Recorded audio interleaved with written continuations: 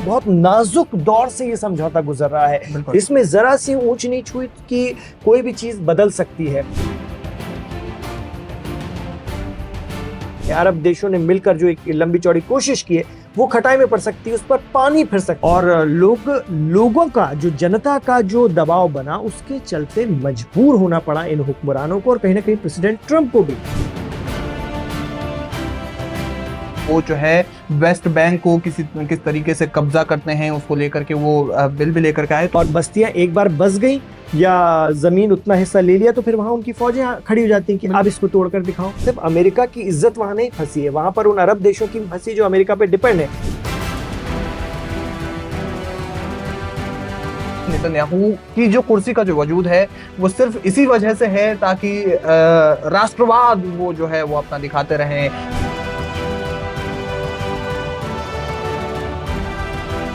नमस्कार, ये लाइव हिंदुस्तान का न्यूज रूम है और मैं हूं आपके साथ मयंक गौड़। गजा में सीज फायर चल रहा है, युद्ध विराम चल रहा है, बावजूद इसके इजरायली सेना जो है वो समय समय पर उसका उल्लंघन कर देती है। लेकिन इन सब से इतर इजराइल की जो संसद है नीसेट, उसमें कुछ महत्वपूर्ण बिल पास हुए और ये बिल वेस्ट बैंक के लिहाज से बेहद जरूरी है। पहला बिल तो ये है कि पूरे वेस्ट बैंक पर इजरायली कानून की जो है वो लागू हो जाए।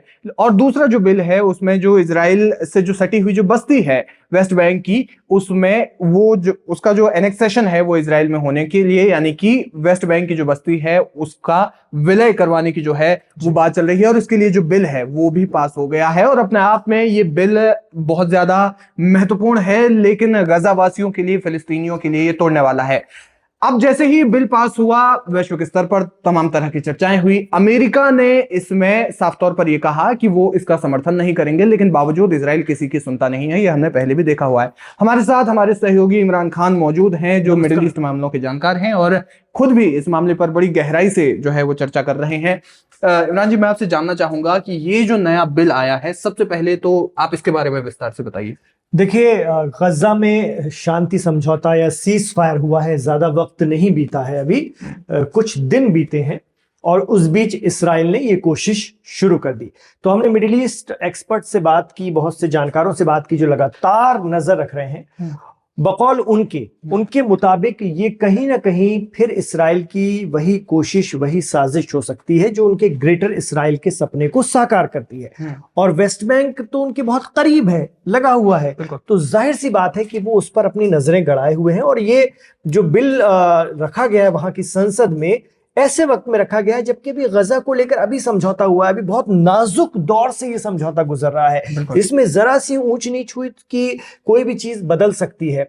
हमास ने अभी तक हथियार नहीं डाले हैं। प्रेसिडेंट ट्रंप खुद धमका रहे थे कि हमास ऐसा कुछ नहीं करेगा, उनका लहजा धमकी भरा था। लेकिन बात ऐसी थी कि जो उन्होंने अपने अकाउंट में लिखा था सोशल मीडिया कि भाई हमास ऐसा कुछ नहीं करेगा, हम जानते हैं जो गलत हो। तो हमास भी उसको सकारात्मक रूप से ले रहा है कि चीजें सुधरें।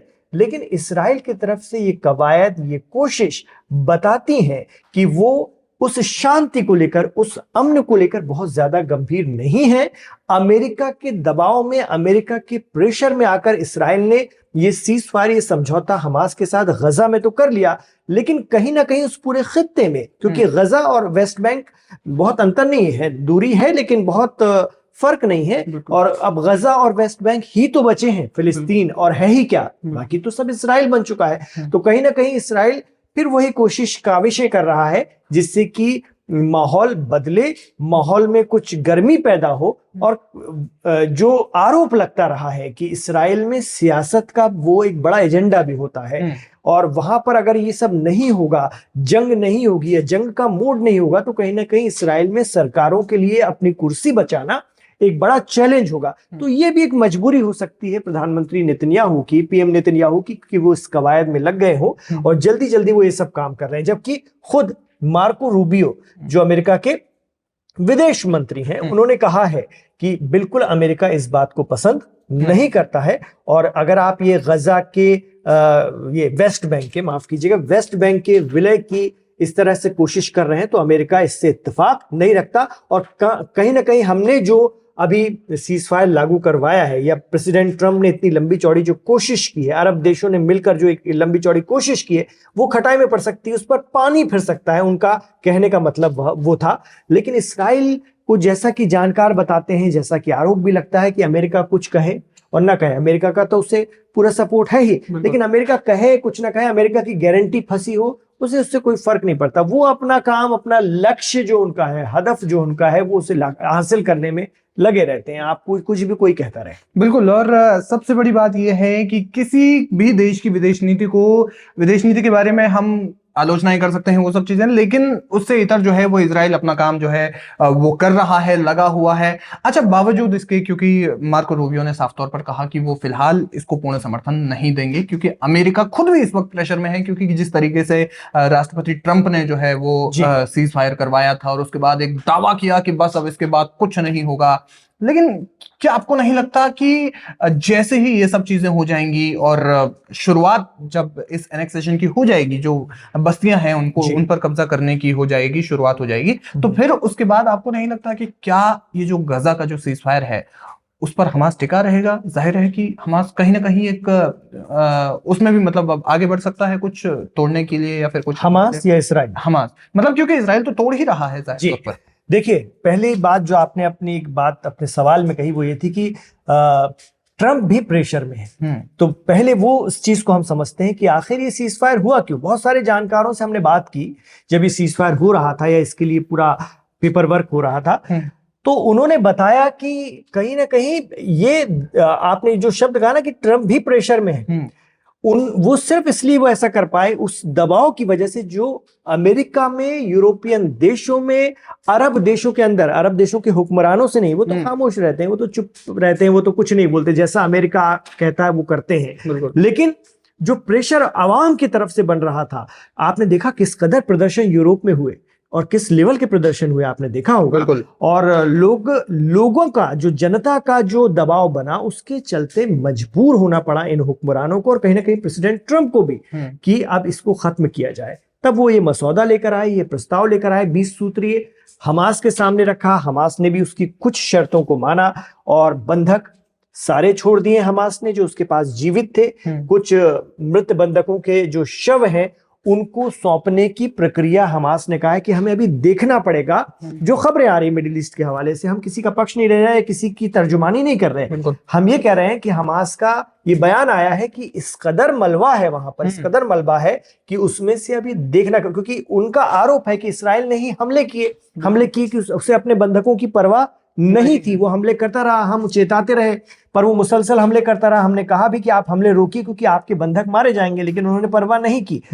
अब कहां कौन दबा है ये ढूंढना बहुत बड़ा चैलेंज है, न सिर्फ हमास के लिए बल्कि वहां पर जो रेस्क्यू ऑपरेशन को आगे बढ़ाएंगे, रिनोवेशन के काम में लगेंगे, उनको भी बहुत मुश्किल जाएगी कि उन शवों को ढूंढना, उन लाशों को ढूंढना, तो उसमें समय लग सकता है। तो हमास ने कहा है और इसराइल बज़िद है कि जल्दी शव लौटाओ। आपने सीज फायर में कहा था कि जल्दी हम शव लौटाएंगे, तो शव कैसे मिलेंगे जब शव कहां है किसी को पता नहीं, किस मलबे में दबे हैं किसी को पता नहीं।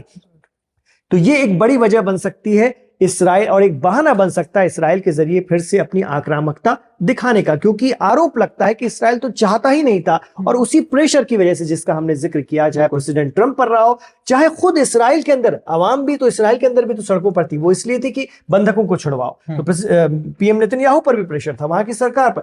तो इन सारे दबाव की वजह से उन्होंने ये कर दिया है। लेकिन मंशा, जैसा कि आरोप लगता है या जैसा कि विशेषज्ञ बताते हैं, जानकार बताते हैं कि है नहीं अंदर से, तो वो कहीं ना कहीं कोई ना कोई बहाना तलाशेंगे। और जाहिर सी बात है कि हमास ने भी अभी हथियार नहीं डाले हैं। जब वो बहाना तलाशेंगे या आक्रामकता दिखाएंगे तो उसका जवाब, उसकी प्रतिक्रिया दूसरी तरफ से भी आएगी और वो शांति कहीं ना कहीं बाधित हो सकती है, अमन में खलल पड़ सकता है। बिल्कुल।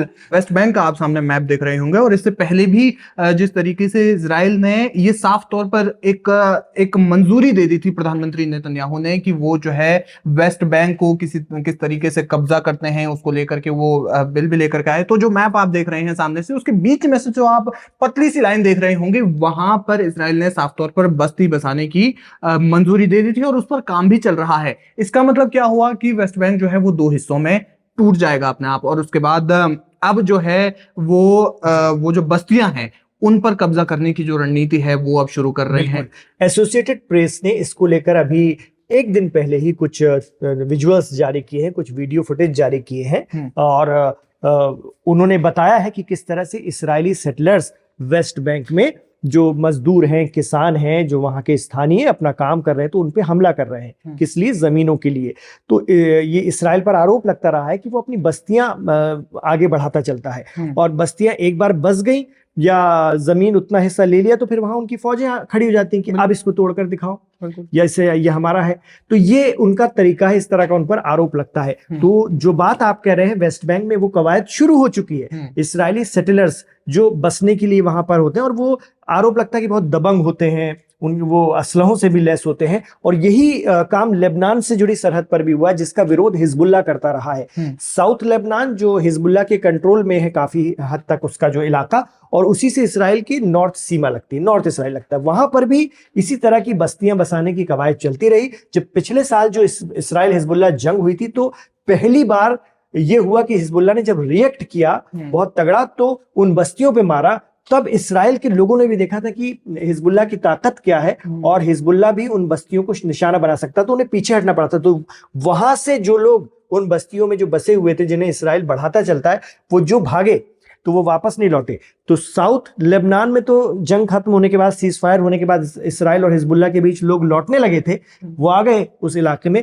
लेकिन वो जो सेटलर्स थे, वो जो बस्तियां थी, वो उसमें जो बसे लोग थे वो भाग गए, वो तेल अवीव भाग गए, दूसरे शहरों में भाग गए। वो इसलिए क्योंकि जब आप को बसाया जाता है जबरदस्ती तो फिर आपको एक खौफ रहता है ना कि सामने वाला, क्योंकि जमीन तो उसकी है, बिल्कुल, तो रिएक्ट करेगा, लेकिन जिसकी है पहले से वो वहां से क्यों हटेगा। तो इसलिए लेबनान के लोग वापस आ गए थे, वो बेखौफ होकर वापस आ गए क्योंकि उन्हें पता है ये उनकी जगह है। तो ये फर्क होता है। तो इसराइल ने वो कवायद, जैसा कि आरोप लग रहा है और जो एसोसिएटेड प्रेस ने भी तस्वीर जारी की है लिखते हुए कि इस्राएली सेटलर्स ने हमला किया वहां के मजदूरों पर, वेस्ट बैंक में काम करने वाले किसानों मजदूरों पर, तो ये उसी की कवायद, उसी की काविशों का एक हिस्सा है, जो उनकी रणनीति का हिस्सा है। बिल्कुल। तो जिस तरीके से ये चीजें अब हो रही हैं, सामने आ रही हैं, उससे क्योंकि ये अब कानून जो है, माफ कीजिएगा, ये जो बिल है, ये बिल अब आगे बढ़ रहा है। 4 चरणों में इस बिल पर आगे जो है काम होना है और उसका जो पहला चरण है वो लागू हो चुका है। लेकिन मैं आपसे इमरान जी ये सवाल पूछना चाहता हूं कि अमेरिका ने इस पर समर्थन देने से साफ तौर पर, जुबानी तौर पर तो मना ही कर दिया है। इसका एक कारण जो है वो ट्रंप पर या फिर जो अमेरिका पर जो है वो दबाव है वो माना जा सकता है। और अगर अमेरिका इसको समर्थन दे देता है कहीं ना कहीं, तो ये कहा जा सकता है कि जो गजा के लिए उन्होंने सीज फायर प्लान तैयार किया, पीस डील रेडी की और हमास को लेकर के ये दावे की कि हमास अब जो है हमला नहीं करेगा। तो ये जो मैं ये सवाल ये पूछना चाहता हूं कि समर्थन देने से जो इनकार है उसकी मूल वजह क्या हो सकती है? देखिए, अभी तो अमेरिका की गारंटी फंसी है, खास तौर से जो समझौता हुआ है हमास इसराइल का पीस प्लान। तो जाहिर तौर पर इसराइल अगर इसमें बहुत ज्यादा हठधर्मी दिखाएगा और कोशिश करेगा कि वो अपने ही रास्ते पर चले जो उनका लक्ष्य है, तो निश्चित तौर पर इससे अमेरिका और इसराइल के बीच में संबंधों में अंतर आ सकता है या अमेरिका इससे नाराजगी जता सकता है, क्योंकि अमेरिका इस नाजुक समझौते को समझ रहा है। सिर्फ अमेरिका की इज्जत वहां नहीं फंसी है, वहां पर उन अरब देशों की भी फंसी जो अमेरिका पे डिपेंड है। उन्होंने बहुत, और इज्जत ही नहीं, वहां पर उनकी कमाई का जरिया भी फंसा हुआ है, क्योंकि जो रिकंस्ट्रक्शन होगा, उसका जो पुनर्निर्माण होगा गजा का, उसमें यही लोग सब लगने वाले हैं, इनका पैसा लगने वाला है, इनके लोग लगने वाले हैं, इनकी कमाई वहां से होगी। तो वो नहीं चाहेंगे कि इसराइल वहां पर इस तरह की गतिविधि करे दूसरी तरफ, जिससे कि ये समझौता प्रभावित हो। लेकिन जैसा कि हमने चर्चा भी की शुरू में, और जो मीडिया रिपोर्ट्स बताती हैं, जो पीएम नेतन्याहू खुद कह चुके हैं, और अमेरिका की कई बातों को वो पहले भी उस पर ध्यान नहीं देते रहे हैं, उस पर तवज्जो नहीं देते रहे हैं, नजरअंदाज करते रहे हैं। कैसे? जब प्रेसिडेंट ट्रंप खुद कहते थे कि गजा पर कब्जा नहीं करना है, पीएम नेतन्याहू अपने लोगों को, अपनी सेना को, अपने जनता को संबोधित करते हुए कहते थे कि हम गजा पर काबू करेंगे। वो प्लान दे रहे थे कि, और हिदायत दे रहे थे, वो उनको ऑर्डर दे रहे थे कि आप गजा कब्जाइए। अमेरिका कह रहा है कि गजा पर कब्जा नहीं करना है, इसराइल उसको नजरअंदाज करते हुए कह रहा है कि गजा पर कब्जा करना है। तो इतना डिफरेंस तो है। तो अमेरिका की इसराइल बात वहीं तक सुनता है जहां तक उसका मफाद, उसका फायदा हो, बाकी वो अमेरिका की भी नहीं सुनता। आपने कतर पर हमले के दौरान देखा, प्रेसिडेंट ट्रंप कह रहे हैं हमें पता ही नहीं था, फिर कभी कहते हैं कि हमने कतर को बता दिया था। इसराइल को कोई फर्क नहीं पड़ा, हालांकि बाद में उन्होंने माफी मंगवाई, मीडिया के सामने खुद कतर के अमीर से फोन करवा कर पीएम नेतन्याहू की, तो वो सारी चीजें तो होती है, लेकिन वो उनको जो करना था उन्होंने कर दिखाया, और बाद में धमकाया भी था कि हम और भी करेंगे, हाँ कतर पे भी करेंगे, अगर तुर्की हमास के लोगों को शरण देगा तो उन पे भी करेंगे। फिर तुर्की काफी गुस्से में आया था, और मिस्र के लिए भी उन्होंने कहा था, मिस्र ने भी बहुत गुस्सा दिखाया था कि अगर हमारे साथ ऐसा करने की कोशिश की तो फिर हम बताएंगे कि ताकत क्या होती है। तो इस तरह की बातें हुई, तो इसराइल सुनता नहीं है वो, जैसा कि उनका तरीका है कार है काम करने का, और उनका जो फॉर्मेट है वो अपने लक्ष्य पर बढ़ते जाते हैं, जैसा कि दिखता भी है। आरोप भी उन पर लगाते हैं, कई अरब देश भी लगाते हैं और यूरोपियन देश भी लगाते हैं। यही वजह है कि पीएम नेतन्याहू को आज भी इंटरनेशनल क्रिमिनल कोर्ट के जरिए लताड़ मिलती रही है, और कई देशों ने इंटरनेशनल क्रिमिनल कोर्ट के जरिए जो उन्हें युद्ध अपराधी घोषित किया गया, उसके आधार पर वारंट निकाल रखा है, जिसके चलते उन्हें उन देशों से बच करके, अगर अमेरिका भी जाना है या किसी और देश में जाना है, तो उन देशों से बचकर जाना पड़ता है कि कहीं उनकी गिरफ्तारी ना हो जाए। तो ये है, पर इसराइल अपने लक्ष्य पर बढ़ता रहता है, और उनका एक ही लक्ष्य है, ग्रेटर इसराइल, जैसा कि आरोप लगता है, और उसके लिए वो उस खित्ते की जमीन पर बढ़ेंगे अपने तरीके से, और उनकी जो रणनीति है उस पर अमल करेंगे। बिल्कुल। तो अल्टीमेटली जो है, या फिर जो अंततः हम बात करते हैं कि वो अब वैश्विक प्रेशर जो है, वो दुनिया भर का प्रेशर चाहे इसराइल पर जितना भी रहा है, लेकिन पिछले कई सालों में, बल्कि हमने ज्यादातर यही देखा हुआ है कि इसराइल को दुनिया भर के प्रेशर की कोई परवाह नहीं है, क्योंकि उसके साथ में अमेरिका खड़ा है। उनको अपनी आवाम के प्रेशर की थोड़ी परवाह थी, जिसके चलते उन्होंने अपने बंधक छुड़वा लिए, जीवित बंधक। तो हो सकता है कि आगे भी फिर वो इस चीज की परवाह न करें। ऐसा हालांकि न हो, क्योंकि इतने सारे देशों की गारंटी वहां फंसी हुई है और उनकी नजरें वहां पर है, क्योंकि उन सब की इज्जत जाएगी अगर इसराइल ने कोई वहां आक्रामकता गजा में दिखाई तो लेकिन यह है कि उनकी जनता का प्रेशर था, खासतौर से इसराइल की, कि वो कहते थे बंधक छुड़ाओ, बार बार सड़कों पे आते थे। इसलिए उन्होंने अभी फिलहाल अपनी चुप्पी साध रखी है और शांत है हमास को लेकर, वरना वो तो इस बात को लेकर बज़िद है कि हमास हथियार डाले, हमास गजा छोड़े। और शर्त ये हुई थी, शर्त में ये तय हुआ था, जो दूसरा दौर है अब जो आएगा, कि भाई इसराइल की सेना को पीछे हटना होगा गजा से, लेकिन इसराइल अभी वहां बरकरार है, मौजूद है, और वो नहीं हट रहा है, और बल्कि अब तो वेस्ट बैंक में जाने की तैयारी कर रहा है। तो वेस्ट बैंक में जाने की तैयारी, मतलब दूसरी तरफ से उसने अपना एक काम शुरू कर दिया। तो ये ऐसी कई बातें हैं जिनको लेकर विश्व समुदाय को हो सकता है आगे आने वाले दिनों में इसराइल पर फिर सख्ती करनी पड़े, या दबाव बनाना पड़े, प्रेशर बनाना पड़े, और वो किस हद तक उनके दबाव में आता है, ये देखने वाली बात होगी। अंततः जो है, हम यही बात मैं आपसे पूछना चाहूंगा कि अल्टीमेटली होगा क्या इसराइल ये जो कानून है, या फिर माफ कीजिएगा ये जो बिल पेश किया हुआ है, क्या वो उसको पीछे ले लेगा, या फिर उस पर ही काम अपना जारी रखेगा? ये अमेरिका की भूमिका पर निर्भर करेगा कि अमेरिका की तरफ से कितना, यूरोप की तरफ से कितना दबाव आता है। अरब देश तो दबाव बनाने की पोजीशन में ही नहीं है, वो तो चुपचाप है, जो उनसे कह दिया जाता है वो करते हैं, चुप्पी साध लेते हैं। अभी भी बीच में एक हमला हुआ था इसराइल के जरिए गजा में ही, कि आप हमास ने येलो लाइन क्रॉस किया, हमास का बयान आया कि ये प्रोपेगेंडा था इसराइल का, और इस तरह की बातें दोनों के बीच में बहुत ज्यादा आमने सामने आ गए थे दोनों, फिर वही जंग की स्थिति बन रही थी। तो इस बीच भी आपने देखा कि सऊदी हो, चाहे तुर्की हो, चाहे मिस्र हो, ये ताकतवर देश है, इसके अलावा और भी दूसरे, वो खामोश रहे, उन्होंने कोई बात नहीं करी। तो उतना ही बोलते हैं जितना उनको बोलने के लिए कहा जाता है, वो अपने बल पर या अपने ढंग से नहीं। जबकि कतर, जिस पे तो खुद हमला हुआ था, उसने भी बहुत ज्यादा रिएक्ट नहीं किया। और यही वजह है कि जो तमाम मिडिल ईस्ट एक्सपर्ट्स हैं वो यही कहते हैं कि मुस्लिम देशों ने गजा को जो है वो बहुत सस्ते में बेच दिया। ये आरोप लगता है कि गजा की डील तो पहले ही हो चुकी है, अब तो उस पर अमल हो रहा है, और कहीं ना कहीं आगे आने वाले दिनों में उसका असर दिखेगा, ये आरोप लगता रहा है। तो आप जो सवाल कर रहे थे कि क्या इसराइल अपने इस बिल को लेकर के या इस कवायद को लेकर पीछे हटेगा, तो ये जाहिर तौर पर अमेरिका के रुख पर निर्भर करेगा कि वो उस पर कितना दबाव बना सकता है, या उसको डिले करवा सकता है कि अभी रुको, अभी गजा का मामला और ठंडा पड़ने दो, क्योंकि हमने इसमें मेहनत की है, तो अभी आप रुको, ये कह के अमेरिका शायद उन्हें रोक सकता है। क्योंकि जिस तरह से नाइत्तेफाकी का इजहार किया है अमेरिकी विदेश मंत्री ने कि हम इस अमल में आपके साथ नहीं है और हम इसको पसंद नहीं करते, तो कहीं ना कहीं उनका जो उनकी जो प्रतिक्रिया है या उनकी सोच इस मामले में सामने आ गई है। तो हो सकता है इस आधार पे वो इसराइल पर प्रेशर बनाए और उसको ठंडे बस्ते में डलवा दें फिलहाल, लेकिन जो करना है वो तो उसको बढ़ाएंगे आगे, क्योंकि उनके अंदर की सियासत का भी एक वो कहीं ना कहीं पहलू है, उसकी वजह से वहां चुनावी प्रक्रिया या जिस तरह से आगे वहां इलेक्शन भी है, तो वो कुछ करते दिखना चाहेंगे। अगर नहीं करेंगे तो फिर पीएम नेतन्याहू की कुर्सी पर भी खतरा मंडरा सकता है, ऐसा आरोप लगता है। जानकार भी ऐसा बताते हैं। बिल्कुल। और वैसे भी प्रधानमंत्री नेतन्याहू के बारे में अक्सर ये कहा जाता रहा है, जो तमाम मिडल ईस्ट एक्सपर्ट्स हैं, इजराइल के जो मामलों पर है वो जो गहरी नजर रखते हैं, वो कई बार ये बातें कह चुके हैं कि नेतन्याहू की जो कुर्सी का जो वजूद है वो सिर्फ इसी वजह से है ताकि राष्ट्रवाद वो जो है वो अपना दिखाते रहें। जो वो जंग है वो एक तरह से इजराइल की जो कार्रवाई है वो कुछ कहीं ना कहीं दिखती रहनी चाहिए। तो कुल मिलाकर के ये जो बातें हैं वो सामने आ रही है। अमेरिका अब आने वाले दिनों में कुछ वाकई इस पर कोई समर्थन देता है या नहीं, या फिर अगर ट्रंप को इस मामले में अगर कोई डील मिल जाती है तब क्या उनका जो मूड है वो बदलेगा। वेस्ट बैंक में इजरायली कब्जे की जो प्लानिंग है उसको लेकर के ये जो आगे बिल चल रहा है, लेकिन जो कुछ भी होगा वो देखना बेहद अहम होगा, क्योंकि इस वक्त एनेक्सेशन एक तरह का एनेक्सेशन का जो बिल है वो आ चुका है, और इसके बाद देखना ये होगा कि इस एनेक्सेशन पर कितना कुछ आगे बढ़ता है इजराइल, या फिर इसमें से पीछे हटता है। बहरहाल जो कुछ भी अपडेट होगा वो अपडेट लाइव हिंदुस्तान आप तक जरूर पहुंचाएगा। हमें दीजिए इजाजत। ये जो पूरी जानकारी आपको इमरान खान ने दी थी। नमस्कार। शुक्रिया।